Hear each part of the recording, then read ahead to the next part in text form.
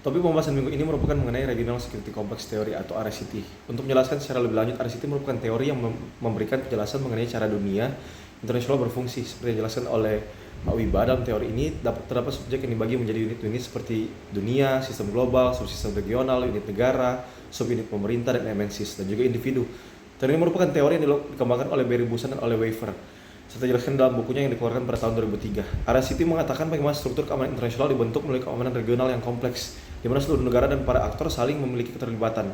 Setiap negara dan aktor terlibat tidak hanya memiliki kepentingan sendiri-sendiri, tapi juga terlibat dalam jaringan hubungan yang kompleks. Hal ini menciptakan suatu kompleksitas keamanan di tingkat regional, di mana tantangan kerjasama saling terkait dan mempengaruhi. Dalam konteks ini, RSCT memainkan peran penting dalam menggali bagaimana keamanan internasional tidak hanya dipengaruhi oleh faktor-faktor global, tapi juga oleh dinamika dan realitas di tingkat regional. Teori ini memberikan wawasan yang mendalam tentang cara struktur keamanan internasional dapat terbentuk melalui keterlibatan aktif negara dan aktor lainnya dalam suatu wilayah tertentu.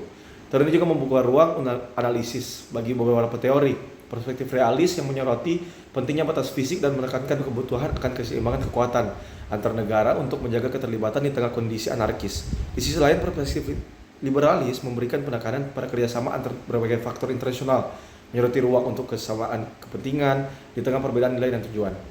Berikutnya, institusionalis menekankan peran aturan dan institusi internasional dalam membentuk kerjasama seperti yang terlihat dalam contoh Mercosur.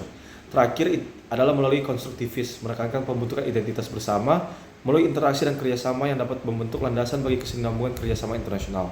Dengan demikian, kombinasi dari empat teori ini memberikan pandangan yang kaya dan holistik terhadap kompleksitas hubungan internasional, memperkaya pemahaman kita tentang cara dunia ini beroperasi dalam berbagai tingkatan.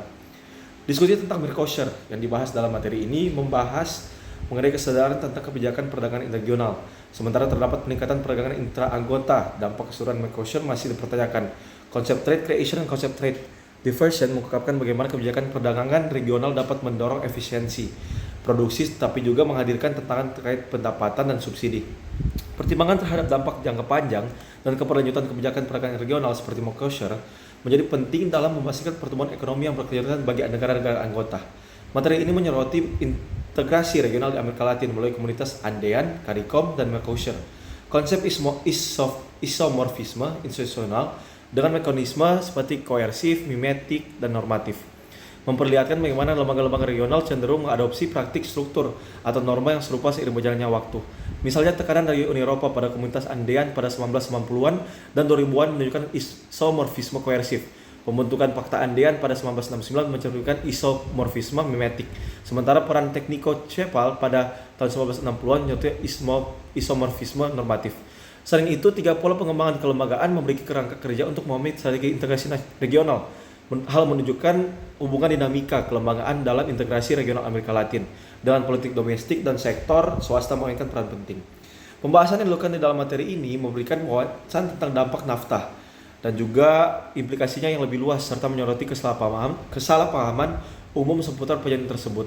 Krugman menegaskan bahwa NAFTA seharusnya dipandang sebagai isu kebijakan luar negeri bagi AS, bukan semata masalah ekonomi.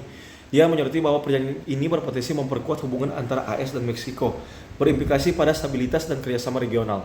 Ada dua poin yang bisa diambil dari materi ini. Pertama, Krugman menekankan bahwa dampak NAFTA terhadap pekerjaan di AS tidak signifikan, menggugurkan kekhawatiran tentang kehilangan pekerjaan akibat perusahaan yang beralih ke Meksiko. Kedua, NAFTA harus dipahami sebagai instrumen kebijakan luar negeri yang menyoroti bahwa kesuksesannya tidak hanya diukur dari segi ekonomi, tapi juga dari kemampuannya dalam membangun kemitraan yang stabil dan kooperatif di Amerika Utara. North American and the America's integration among unequal partners. Materi yang diberikan ini menyoroti sejarah dan dinamika hubungan antara Amerika Utara dan Amerika secara luas, dengan penekanan khusus pada integrasi ekonomi melalui NAFTA. Salah satu fokus yang dibahas adalah pemahaman mengenai perbedaan historis antara Amerika Serikat, Kanada, dan Meksiko, serta ketidakpercayaan yang masih ada di antara mereka.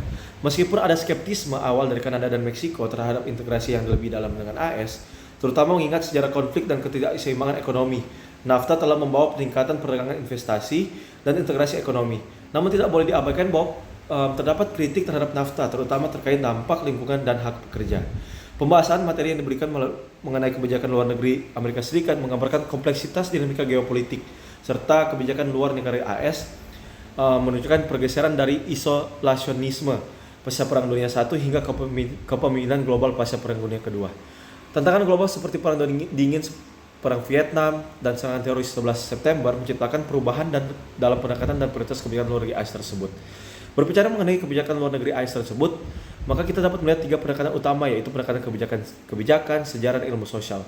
Pendekatan kebijakan mendominasi di kalangan praktisi dan politisi, sementara pendekatan sejarah berasal dari tradisi ilmiah sejarah diplomasi. Pendekatan ilmu sosial mencerminkan munculnya ilmu pengetahuan di perguruan tinggi seperti antropologi, ekonomi, psikologi, sosiologi, dan ilmu politik. Selebihnya terdapat 3 tema sentral yang muncul dalam analisis kebijakan luar negeri AS adalah pemerintah presiden terhadap kebijakan luar negeri, kontinuitas dan perubahan, serta ketegangan antara prinsip demokrasi dan keamanan nasional. Ini menjelaskan bagaimana kebijakan luar negeri Amerika Serikat itu bukanlah entitas yang statis. Ia berevolusi seiring waktu sesuai dengan perubahan waktu global, peristiwa sejarah, dan tuntutan masyarakat.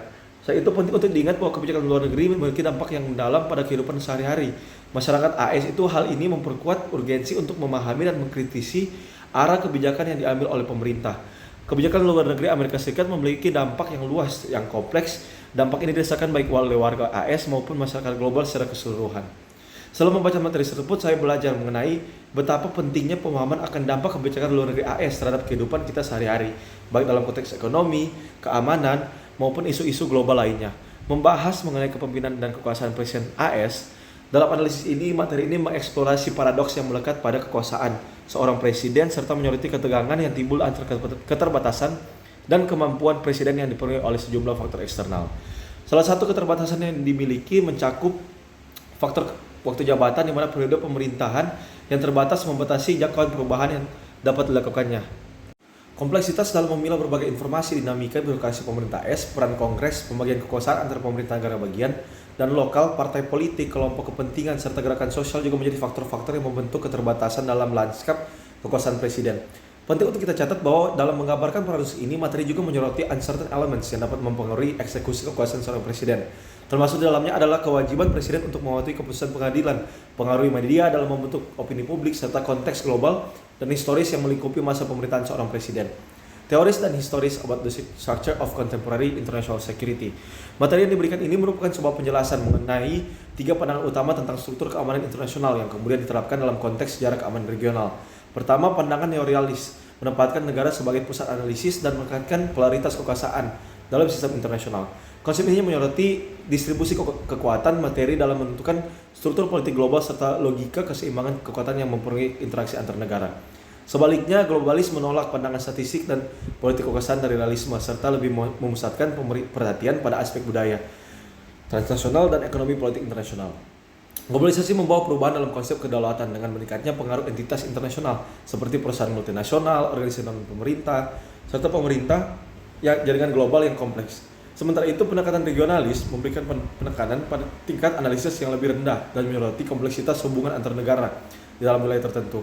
Pembahasan tersebut tercermin dalam pembagian sejarah keamanan regional menjadi 3 tahap yang menyoroti pentingnya konteks sejarah dalam memahami dinamika keamanan saat ini. Periode mencakup era modern hingga 1945, periode perang dingin dan dekolonisasi hingga 1989, dan pasca perang dingin sejak 1990. Dengan memahami evolusi konsep kedaulatan dan jaringan global serta menganalisis perkembangan sejarah keamanan regional, maka kita melihat suatu kerangka konseptual yang disisihkan, tetapi juga untuk menerapkannya dalam analisis yang lebih dalam terhadap realitas dinamika keamanan global yang kompleks dan terus berubah. Nah, kita masuk pada sisi menggambarkan perkembangan peran militer Amerika Serikat selama abad ke-20. Awalnya militer AS ini kecil dan terpisah dari masyarakat, tapi dengan Perang Dunia Kedua dan Perang Dingin, militer ini menjadi institusi birokrasi terbesar dan kekuatan utama dalam kebijakan luar negeri AS. Fungsi dasar militer tetap sama, melindungi negara, melaksanakan operasi militer atas arahan sipil, dan berperan demi negara. Namun terdapat perubahan yang besar yang terjadi setelah Perang Dunia Kedua, yakni sentralisasi dan spesialisasi militer, munculnya militer profesional permanen, dan ekspansi birokrasi. Hal ini mencerminkan adaptasi AS terhadap tantangan zaman dan menunjukkan peran yang semakin penting dalam geopolitik global. Latin American Security. Kita melihat materi ini menggambarkan situasi keamanan di Amerika Latin yang meskipun relatif damai tetap dapat terpengaruh oleh berbagai faktor. Selama Perang Dingin, Amerika Latin berperan sebagai penonton atau aktor sekunder. Namun sekarang menginginkan peran yang lebih aktif. Transisi ke demokrasi di kawasan tersebut dimulai sebelum akhir Perang Dingin dengan kekalahan subversi komunitas di banyak negara. Namun struktur keamanan regional kawasan ini masih tergolong rentan dan dipengaruhi oleh upaya beberapa negara untuk mempengaruhi dominasi Amerika Serikat. Globalisasi menambah kompleksitas dengan mengikatkan ketidakpastian memperbesar kesenjangan sosial, dan menyebabkan instabilitas ekonomi. Meskipun Amerika Latin menunjukkan tanda-tanda kesulitan terhadap kemiskinan dan demokrasi rapuh, dampak globalisasi belum semuanya diakui sebagai penyebab langsung tetapi memperburuk masalah tersebut. Ini merupakan apa yang saya pelajari selama setengah semester ini.